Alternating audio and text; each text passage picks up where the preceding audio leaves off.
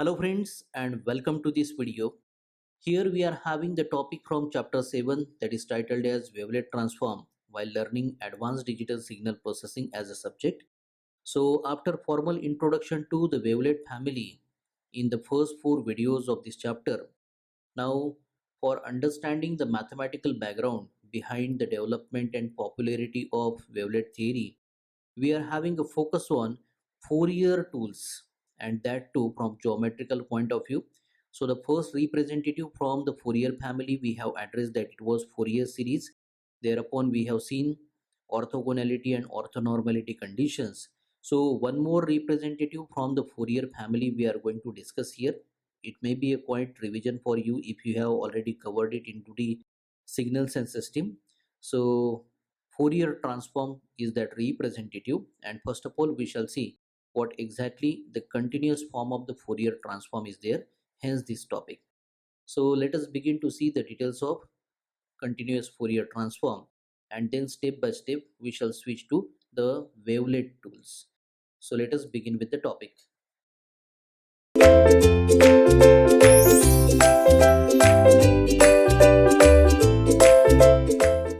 So here we start with our topic, the topic titled continuous Fourier transformation. So I hope you recall that if such a transformation tool is there, the transformation means we have to switch from one domain to another domain. There are multiple types of the domain possible for representation of the information what we call as a signal in our domain. So whatever the convenient form of the representation in concerned domain it may be there, this mathematical tool will help us to switch from one domain to another domain. So this is such kind of a mathematical tool, that is Fourier transformation here. So from time domain or spatial domain we may switch to the frequency domain, what most possibly is also known by the Fourier domain here. So let us have the continuous Fourier transformation, and basically as we switch from one domain to another domain, so there are forward transformation and the reverse transformation also. So whatever the information we talk about, the signal most possibly we can have of different types from one dimensional, two dimensional and multi-dimensional signal also. So in this regard, if simply we have assumption of any signal which is basically a complex valued function that can be denoted by small f, the corresponding Fourier transformation can be expressed mathematically by this expression you see, f cap of omega, where omega is the angular frequency, omega is equal to 2 pi f, and this is expressed as 1 upon square root 2 pi, that is multiplied to the integration minus infinity to infinity f of t e to the power minus I into t into omega dt here. So as we have talked about the complex valued function f, so here it has been represented in the RHS f of t here. So if this functional representation f belongs to, let us say, the functional space L superscript 1 here, so that time the integral here in this mathematical representation will make sense for every value of the angular frequency omega, and the representation that we have seen in this mathematical expression f cap of omega will be a continuous bounded function that will go to 0 at the infinity here. Now see, the Fourier transformation can also be defined for any function f that can be belonging to the functional space L superscript 2. So in this regard, the integration may not be defined into the usual sense here. So let us have the generalized representation. We have f cap of omega is equal to 1 upon square root 2 pi. The ratio is multiplied to limit r tends to infinity for the integral. It should be minus r to plus r f of t e to the power minus I t omega. So here it is a typo mistake. Instead of having minus infinity and plus infinity, this should be r here. Okay. So now in this case f cap we have represented for the Fourier transformed version of the information or the signal here. So this transformed version will also belong to the functional space L superscript 2 here. So either we talk about the function belonging to L superscript 1 or L superscript 2 in general, it can be written in generalized forward type of the Fourier transform and then the inverse type of the Fourier transformation also. So see, if we want to express the signal, time domain signal or the spatial domain signal in terms of its Fourier transformation, here we write it as f of t is equal to 1 upon square root 2 pi, which is multiplied to the integral minus infinity to infinity f cap of omega into e to the power I t omega d omega here. So now you see the change as we switch from the forward to that of the inverse transformation here. So in this representation, the integral may be needing the interpretation as a limit of the final integrals also, and generally local integrable function f will have the Fourier transform as we have denoted f cap, which may not be a function anymore rather than a generalized function or simply a distribution that we can show graphically also with the help of the frequency axis and the amplitude axis here. So now this is what the simple representation of the continuous type of the Fourier transformations that will switch us from one domain to another domain. Let us revise few of the selected properties of the Fourier transformation. So the first property, if you talk about the Fourier transform, will preserve the L superscript 2 norms and the inner products, which is mostly identified as the Parseval-Plancherel theorem.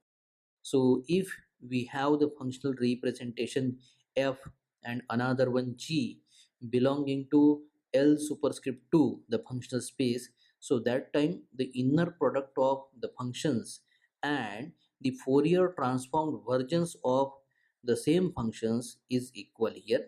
So here we express by this mathematical expression, and also here we have this particular relation true for this particular function here.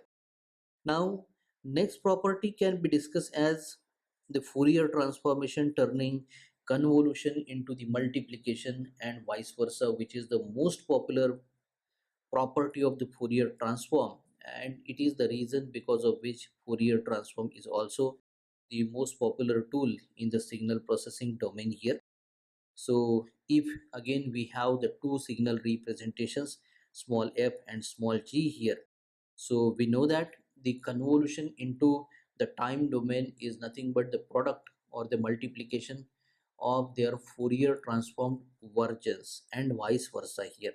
So mathematically here we express f convolved with g for the time domain, which is equal to, here we have representation integral f of y into g of t minus y dt, which is equal to integral f of t minus y into gy dy here. The definition here we can more elaborate with the two more expressions where we show the convolution operation by the help of the asterisk between f and g. So at the second equation on this slide you see on its corresponding left hand side, whereas in the last equation you see that one on the right hand side.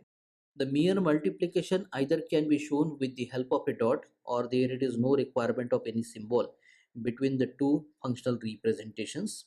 So either it may be into the spatial domain or into the frequency domain here. Now concerning the next property, we can say that the Fourier transform will turn translation operation into the modulation and vice versa. So this is very similar to that we have seen for the convolution and the product here. So in general, the translation of f by a constant parameter small a in general we express by this mathematical expression. So translation can be denoted by capital T. In the suffix we write small a, which is in multiplication to f of t the signal. So this can be most conveniently represented in most of the mathematical equations as f of t minus a here. Now, the modulation of f by the same constant small a can be defined as we have capital E suffix a f of t, which is equal to the exponential e to the power I into a into t into f of t here. So therefore we have the translated version capital T suffix a into f to the power omega. Here it is equal to e to the power minus ia omega into the Fourier transform version f cap of omega, omega being the angular frequency, which can also be written as capital E suffix minus a into f cap of omega, the Fourier transform version of the first signal f of t here. Next, we can have e suffix a into f to the power, we have omega. This is equal to f cap omega minus a, which can also be equivalent to t suffix a into f cap omega here. Next to that, we go for the another property where the Fourier transform will turn dilation into the inverse dilation here. See, the dilation of any generalized signal denoted by f by s, so that can be denoted as dilation represented by capital D suffix s into f of t. So this is equal to mod s to the power minus 1 by 2 multiplied to f of t divided by s. So the factor that we have shown here is selected to see this relation where mod to the base 2 of ds into f is equal to mod to the base 2 of f here. The Fourier transform relationship is also expressed by this mathematical equation here. And lastly, we shall wind up this particular topic to better know that the Fourier transform also turns the differentiation into the multiplication by the factor I into omega, omega being the angular frequency, and this can also be turned in vice versa mode here. So this last property can also be expressed with the help of mathematical expressions like this here. So this was all about the topic continuous Fourier transformation. So with this revision of continuous Fourier transformation, by the next lecture we shall address the continuous time frequency representation of the signal. We shall see how capable the Fourier transform tool is there to address the signal processing applications, and then we shall move on to the another version of the Fourier transform, which is also known as the windowed Fourier transform or short time Fourier transform. And from this exact topic we shall have a switch into the wavelet theory where we can start understanding of the continuous wavelet transform. So let us see the next topic, that it will be continuous time frequency representation of signals. Thank you.